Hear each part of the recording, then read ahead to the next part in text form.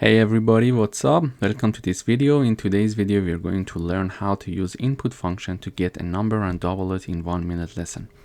So first of all, we're using the input function in order to get inputs from users. So we are showing this message, enter a number. Whatever the user is going to enter, it is going to be stored in the memory by default as a string because we're using the input function. This is what it does.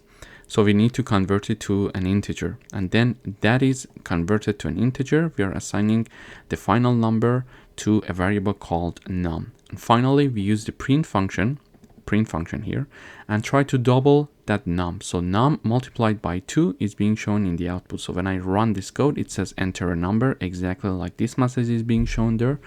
I write down number 10 and I see double is 20. So double is the message and num, which is 10 multiplied by 2, which will be 20 in the output.